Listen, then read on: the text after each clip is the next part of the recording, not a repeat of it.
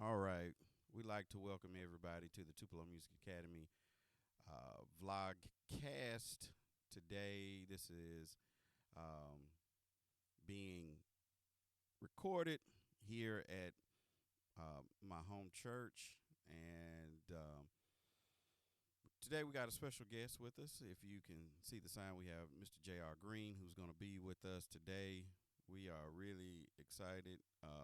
Mr. Green was a former student of Music Masters back in the day, which we'll talk a little bit about that. Music Masters was the first name that we carried on with before we made the name change before COVID to Tupelo Music Academy. So we're looking forward to him. But before we get started, I'd like to introduce myself. My name is Terrence Cummins, aka the Music Master, here with the Tupelo Music Academy vlogcast. And just to do a little housekeeping, we are here in Tupelo at 839 Shell Street at the moment, where we do offer all types of music lessons. We do the core, which I call drums, guitar, bass, and piano. We also offer horns and strings and vocal lessons. This is open to all ages. We do teach classes Sunday through Tuesday. We do have classes in person and we do classes online. If you'd like to contact us, you can reach us at info at tupelomusicacademy.com or you can call us at 662 397 1632. That is 662 397 1632. Today, we're going to bring in Mr. Green. We're going to just talk a little bit about music. He's had a musical journey. I've known him since he was younger, and he's grown up to be a man. He has a fantastic band. Heard them, boys be smacking. And when you hear it, you'll know why they call their name what it is. I'll let him get into all that. So without further ado, we're going to bring in Mr. Green. Hey, Mr. Green, how are we today? How you doing, man? I'm doing good. How you doing? Man, I'm good. It's good to have you on here today. I really do appreciate you taking the time out of your day to Yes, give sir. our Academy members just a little bit about music. So, just give us a little bit about how you got started and why music was so important for you. Okay. Man, I got started. I probably was about 3 or 4 years old. Running around my grandmother's house, and she had an old Baldwin piano. Used to sit in the living room, and I would always go bang on it, and she would tell me to stay off of it. Stay off. Get off that piano. Get off that piano.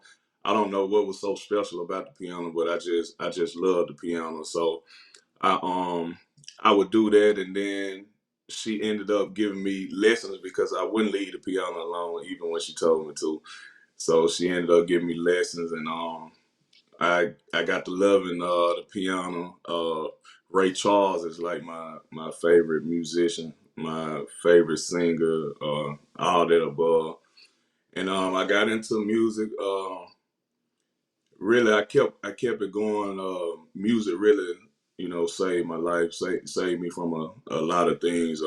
Coming from where I've come from, the south side of Tupelo, it kept me out of a lot of trouble, and I stuck with it, and it's doing good for me.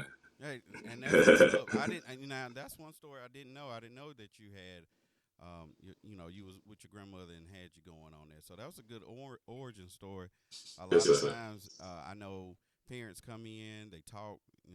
My kid was doing this. I know with me, I used to bang on drums. I used to do air drums. It used to drive my parents crazy. I and make those noises, and then Right. I made paper sacks. So that's a good origin story. So from there, how did me and you end up meeting? Um, you had a building right next door to my aunt house, and I think I was sitting out there one day, and y'all was bringing equipment in, and I wanted to go over there because I was starting seeing the guitars and the amps and things going in there, and I was like, whatever it is going on over there, I want to see what it was. And I had my aunt just bought me a bass guitar, and I think you had Petey Part one at Petey. you had Petey Parts in there, and I signed up and came over there and learned how to play the bass a little bit. I'm not good on the bass, but I just wanted to be musically inclined, so I went over there, and that's where I met you at. Then I started seeing you at school. I want to say I don't know if it was Thomas Street or Street or Lundale. Lundale. I think it was Lundale. It It was was Lundale. Lundale. Yeah, I Yeah, I started started. seeing you at school, and I started sticking up under you at school, and then I ended up seeing you at church, and I was like, "Oh my God, you was playing." It wasn't a saxophone. It It was was It was a EWI. It's a electronic uh saxophone. yes, yes, and and I I was was like, like, I I don't don't know know what what that that is, is, but but that that man man is is playing the playing the mess mess out of out of that, that man. man. and And we've been we've been knowing knowing each each other other ever ever since, since, Oh man. man. yeah, oh yeah, man. You took me back. I know that at that time, Chris Petey Parks was just a guy who he actually trained my brother, but ended up being my brother-in-law. So married his Okay. sister. So yeah, Chris taught for us a while now. He has an awesome school over in Cleveland, Mississippi, Yes, Yes, sir. sir. community school. So my brother-in-law is doing great over there, and then. At that time, yeah, I was working in the school district, so I had an opportunity to always be around young people. And then, of course, everybody, if anybody, know that I'm gonna play in the church. So Yes, Yes, sir. sir.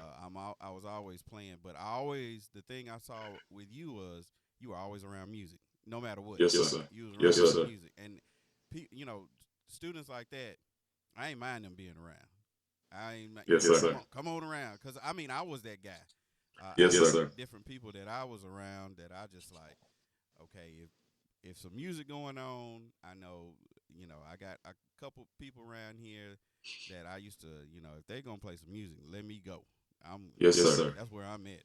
So Yes, Yes, sir. sir. in that process of you learning, what are some things that like looking back now that you would have said, hey, if I was a little younger, I would have done this if I was younger.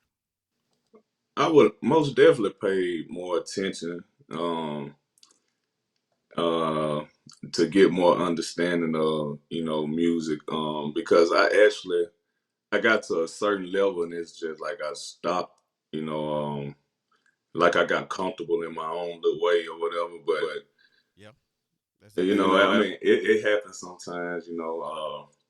Like I wish I could play in all my keys. I transpose. They call it the cheat code. So I cheat. Cheat. Uh you oh. know. Uh oh. Yes, Yes, sir. I sir. I cheat. cheat. But But if I if could I could do do anything, I anything, I wish I wish I could could go go back back and and learn learn all all my my keys. I keys. I mean, mean, it's it's never never too too late, late, but but And that's uh, something I was about to say. In to me, I always worked in a way of saying I can always improve. right, right, right. There are right. some things that I'm doing now to, I take inventory, and I always Yes, Yes, sir. sir. say, what can I do to improve what I'm doing? So I know there was some opportunities I had over the years, and especially the last couple of years because COVID, which we mentioned before the interview, it Yes, Yes, sir. totally sir. changed everything. So I had to figure out new ways to perform because we were either performing for the church or we were doing corporate gigs or weddings. Well, all Right. that Right. changed, and I had to get online. I had to learn live streaming. I had to learn about, and this is what we're doing now: podcasting, vlogcasting, Yes, cameras. Yes, sir. sir. But so it's never too long. Going around the way, it's never too late to learn or to figure out. So you got plenty of time, and plus you're around music all the time. So Yes, Yes, sir. sir. Yes, Yes, sir. sir. tell me a little bit about what you're doing now. Um, I have my own band right now, J.R. Green, live with the Smack Band. We've been we've been together going on 4 years now. We do Southern soul, blues, and old school R&B. Uh, we do a lot of blues shows, a lot of blues festivals.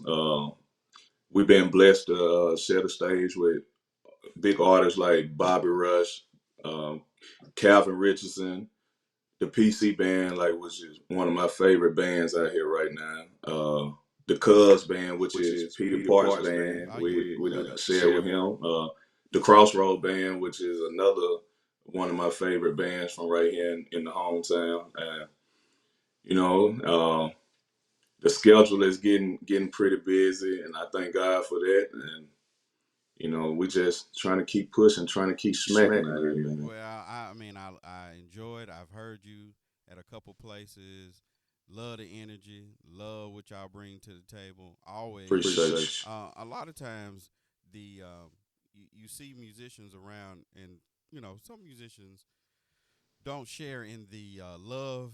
They share in the you. Yeah, hate. most definitely, And I most definitely don't. definitely. I definitely don't want to be a part of that other side. I always want to encourage musicians, and whether they're older than me or younger than me. Yes, sir. If you sounding good, man, I'm all for it. Let's hear it. And Yes, sir. I done heard y'all play, boy, and I love it. I like to hear y'all. Y'all sound good. Y'all got a Appreciate it. great vibe going on, and it does me proud to see y'all coming up and sounding good in the area, because Yes, sir. you Appreciate know it. I just want to show the love. But Yes, sir. for some of our students who might be looking to join for music lessons or get that extra coaching, what words of advice would you offer to them? Number one, always keep God first. Keep Him on your mind, and just go for it. I was always taught it's nothing to it but to do it. If that's really what you want, learn as much as you can, pay attention, and get it done, and it will come to you. It'll come to you. I like that. I like that. I know Yes, sir. every approach that I've done in any of my business ventures or whatever I do, definitely want to keep the Lord in front. He's number Yes, one. sir. He's helped me. And then the other, will just jump in, get Yes, all you sir. can get. It is so much stuff out here to learn now. Yes, sir. With music, I was telling some friends of mine. I remember, you know, it wasn't that long ago. All we did was cut on the amp and got to playing. You're right. You're right. You're right. And now you got to cut on a whole lot of other stuff. A whole lot of stuff. Cameras and lighting and all this is it's different. But we Yes, just sir. something else. But and if you were talking, because I know we have parents on here. If parents, if they had students who's interested and they're looking to put their child in music lessons, what advice would you offer parents? Would you tell them as far as if you see talent in their child? Um, the only advice I can say is, man, if your child, if that's what your child is interested in, man, let them try it. Let them do it, because it's so much going on in the world right now. It's so much that children. I mean, young age children now, man, there's so much that they getting hold to, and the way TV is, cartoons is, it's not like it used to be back in the day, man. It's It's all all kind kind of of mess. it's all kind of mess on there. So if your child is wanting to get into music, and man, I think you should let them do that. All right. Well, is there anything else that I know y'all? I was looking at your Facebook and you was talking. I saw all the dates on there. I was like, man, they got like the football daggone schedule. We're gonna be in this city and we're on tour. I said I like that. So Yes, sir. on that, if I know some people can't get past music lessons, and once they get past music lessons, I always try to share with our students the opportunities that are out there as far as putting music in different places, and Yes, live sir. performance is only one way. What are you know? Is there anything that you're looking at doing in the future with your music?